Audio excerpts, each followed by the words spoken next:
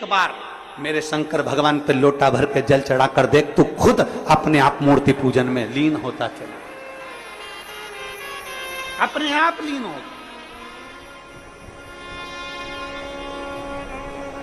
कोई लेट बनता है, कोई जल्दी बनता है। शिव को जल चढ़ाने वाला एक दिन सेठ जरूर बनता है, सेठ जरूर बनेगा। थोड़ा समय लग सकता है, थोड़ा समय लगेगा।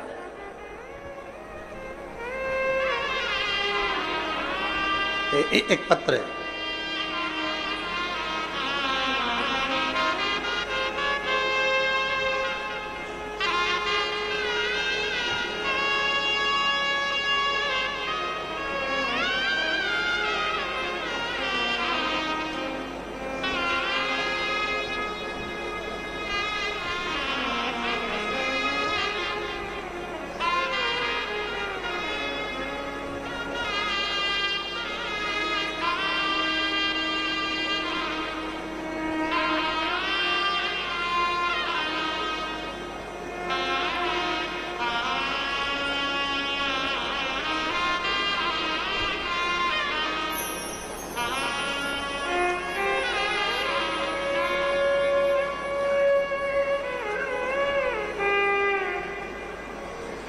मेरा नाम मनीराम देवांगना। कहीं बैठे हैं मनीराम जी देवांगन? कहीं बैठे हो तो हाथ हिलाइएगा। आप ही हैं? ऐसा हाथ हिला दो। आ जाओ, एक बेलपत्र लेकर चले जाना। हाथ हिलाओ एक बार वापिस, आ जाइए। मेरा नाम मनीराम देवांगन है। मैं भाटापारा जिला बालोदा बाजार, भाटापारा छत्तीसगढ़ का निवासी हूँ। मेरा मोबाइल नंबर ये है। एक लोटे जल का मैं क्या वर्णन करूं। मैं कपड़े की फेरी लगाता हूं, साइकिल पे कपड़ा बांधना, ले जाना, बेचना। 1 साल से मेरी कपड़े की फेरी ठीक नहीं चल रही। इतना दुखी हो गया कि भोजन के भी लाले पड़ने लगे। बड़ी मुश्किल से जिंदगी चलने लगी। अब करूं तो करूं क्या। एक दिन मेरे पिताजी ने मुझसे कहा कि तू एक काम कर। वो सियोर वाला महाराज कहता है कि शंकर जी पर अगर एक लोटा जल चढ़ाओगे, उसको जल चढ़ाने वाला एक ना एक दिन सेठ जरूर बनता है। अब तू फेरी भी लगा, मना नहीं, पर पहले शिव जी को जल चढ़ाओ। मैंने अपने पिताजी के कहने पर, जो आपकी कथा दिन रात सुनते हैं, उनके कहने पर शंकर जी के मंदिर में जाना प्रारंभ करा। 1 लोटा जल चढ़ाना प्रारंभ करा। गुरुदेव 2-3 महीने तो मेरी फेरी जैसी थी वैसी ही रही, कोई अंतर नहीं आया। आखिरी में मैंने मंदिर जाना छोड़ा तो मेरे पिताजी ने कहा मंदिर मत छोड़।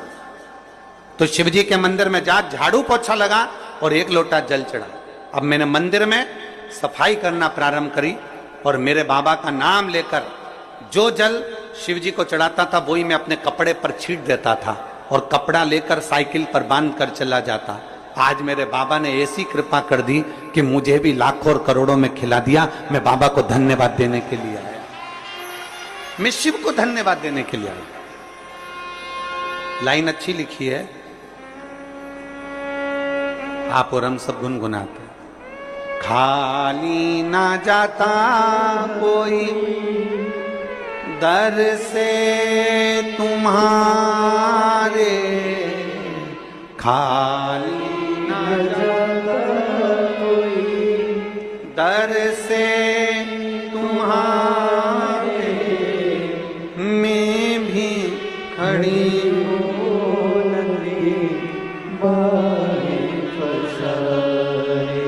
अपने हृदय से लगा लो, गिरा जा रहा हूँ, उठा लो। भोले अपने दर से अब तो न टालो, गिरी जा रही हूँ, उठा लो।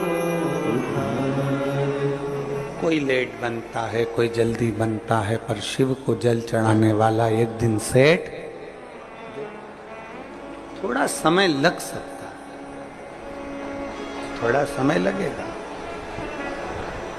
थोड़ा समय लग सकता है, पर यदि तुम्हारा विश्वास पक्का है, यदि तुम्हारा भरोसा पक्का है, यदि तुम्हारी दृढ़ता पक्की है, आपका भरोसा यदि पक्का है, विश्वास यदि पक्का है, हम तो कहेंगे कबाड़ा बेचने वाला हो, फल का ठेला लगाने वाला हो, पान की दुकान लगाने वाला हो, चाहे छोटे से छोटा काम करने वाला व्यक्ति भी हो, और अगर वो शंकर जी के मंदिर में जाकर एक लोटा जल चढ़ा रहा है, सफाई कर रहा है, तो ये विश्वास मानना 2 महीना, 3 महीना, 4 महीना, 6 महीना, 1 साल इंतजार जरूर करना। मेरा बाबा तुम्हारा वो जल चढ़ाने वाला हाथ एक दिन पकड़ लेगा और तुमको खींच कर आगे बढ़ा ही देगा, ये निश्चित है। थोड़ा समय लग सकता है,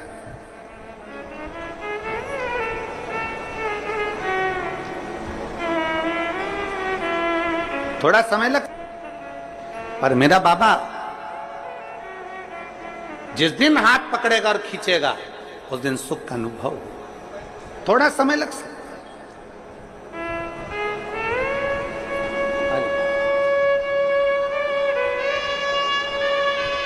एक विश्वास, साइकिल पे कपड़ा बांध कर बेचने वाले के लिए भी शंकर ऐसी अविरल भक्ति पैदा कर दिया कि उस बच्चे ने लिखा है कि मुझे भंडार भरकर इतना दे दिया मेरे बाबा ने कि मुझे कमी।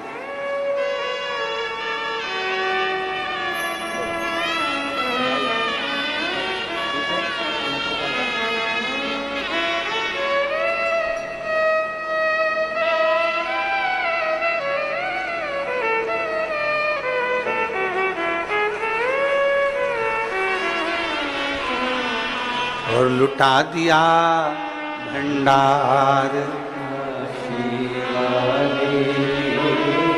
कर दिया माल, अपने भरोसे को बढ़ाना है हमको, अपने विश्वास को बढ़ाना है हमें। सावन के महीने में हमें कुछ नहीं करना, बस इतना ही करना है कि हमारा विश्वास कितना शंकर के प्रति जा सकता है।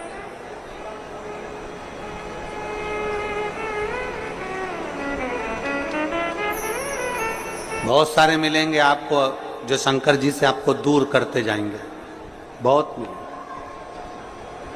पर मेरा निवेदन, आपके घर के पास, आपके नगर में, आपके खेड़े में, आपके मोहल्ले में, आपके क्षेत्र में जहां शिव का मंदिर है वहां रोज जाओ, एक लोटा जल लेकर शिव के पास जरूर जाओ।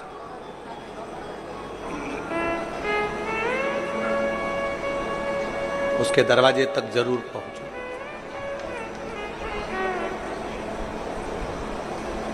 चौबीस 20,000 श्लोक का यह अपार समुद्र है शिव महापुराण की कथा।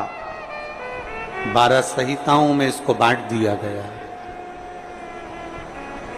और 24,000 श्लोक की इस अपार समुद्र में से आप और हम बैठकर केवल 1-2 मोती निकाल पाएंगे, और उस मोती को भी अगर हमने अपने पास में रख लिया तो समझ लो कि हमारी जिंदगी सार्थक हो गई। ज्यादा हम नहीं निकाल पाए।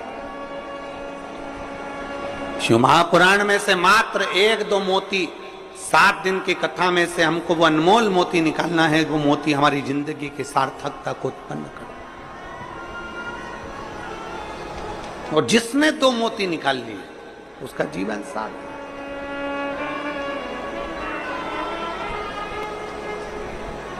हमें ध्यान देना है कि हमारा मन, हमारा चित्त भगवान की ओर स्थिर हुआ कि नहीं। गेहूं पिसवाते हो, अरे बोलो तो जम के तो बोलो। पिसवाते हो, रोटी बनाते हो, खाते हो। गेहूं की पीसने की जो चक्की होती है ना, उसमें 2 पार्ट लगे होते हैं। एक पार्ट फिक्स और दूसरा पार्ट जम के बोलो घूमता रहता। चक्की का जो एक पार्ट होता है वो एकदम फिक्स होता है, एकदम जमा हुआ होता है, दूसरा पार्ट घूमता रहता है, तब जाकर वो गेहूं चावल पिसाता है। और अगर दोनों पार्ट घूमने लगेंगे तो पिसाएगा क्या? नहीं। चक्की का एक पार्ट स्थिर है और दूसरा पार्ट घूम रहा है, उसी तरह इस शरीर के भी दो पार्ट हैं, एक मन, दूसरा ये शरीर। शिव महापुराण की कथा कहती है मन को शंकर के चरणों में स्थिर रख लो और ये शरीर घूमने दो, परमात्मा को मिलने में देरी नहीं लग सकती। मन स्थिर रखो। हम मन को स्थिर नहीं रख पाते। हम मन को जिस दिन स्थिर रख लेंगे, हम मन को जिस दिन पकड़ लेंगे, हम जिस दिन मन को अब स्थिरता में लाकर खड़ा कर देंगे, जिस दिन हमने मन की स्थिरता को निश्चित कर दिया, जिस दिन हमने मन को स्थिर कर दिया, फिर ये शरीर कहीं पर भी जाए, ये शरीर कहीं पर भी पहुंचे, अगर मन स्थिर हो गया तो फिर शरीर भी इधर उधर नहीं जा सकता। मन की स्थिरता। किसी किसी घर में बच्चों को इतने अच्छे संस्कार दे दिए जाते हैं, किसी किसी घर में बच्चों को इतना अच्छा ज्ञान दे दिया जाता है कि बच्चा किसी के साथ भी रहे उसका मन कभी बिगड़ता नहीं।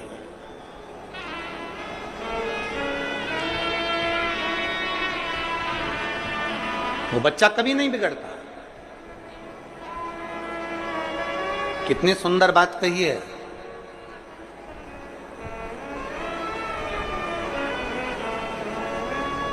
केकई मंथरा अयोध्या में रहने के बाद भी नहीं सुधरे और वो विभीषण रावण की लंका में रहने के बाद भी बिगड़ा नहीं, नहीं बिगड़ा।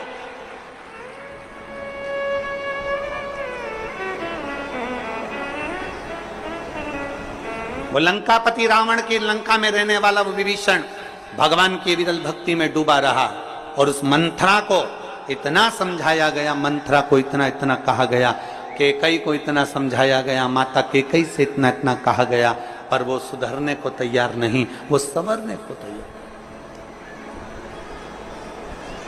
अपने मन को स्थिर बना। आपके बच्चों को बाल्यावस्था में जो संस्कार दिया जाए वो संस्कार इतना प्रबल होना चाहिए कि हमारे बच्चे, ये उसका शरीर, हमारे बच्चों का शरीर, हमारे बच्चे कहीं पर भी रहें, ये शरीर उसका कहीं पर भी रहे, मित्र कोई भी बने, दोस्त कोई भी बने, कहीं पर भी जाए, कहीं पर भी बैठे, किसी भी होटल में जाए, कहीं पर भी बैठे, पर तुम्हारे घर के संस्कार की मूलता इतनी प्रबल होना चाहिए, तुम्हारे बच्चों का मन इतना स्थिर होना चाहिए कि नहीं, मेरे पापा के संस्कार ऐसे हैं, मेरी मम्मी के संस्कार ऐसे हैं, मेरी महतारी के संस्कार ऐसे हैं, मेरे पिता के संस्कार ऐसे हैं, मैं अपने पिता को धोखा नहीं दे सकता, मैं अपनी माँ को धोखा नहीं दे सकती, मैं गलत जगह पर भटक नहीं सकती, मैं गलत जगह पर जा नहीं सकती। ये हमारे मन की स्थिरता बताती।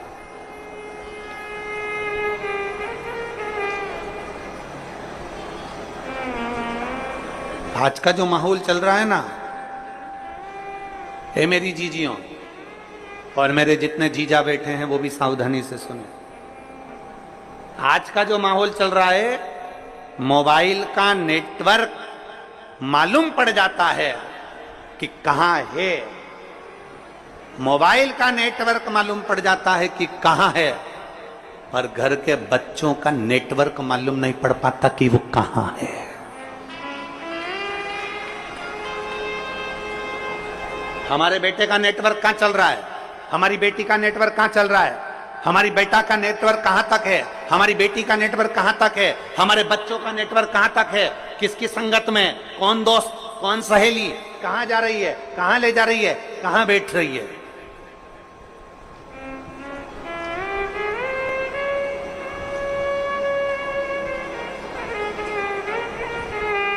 नेटवर्क कहां है। गुरु नानक देव जी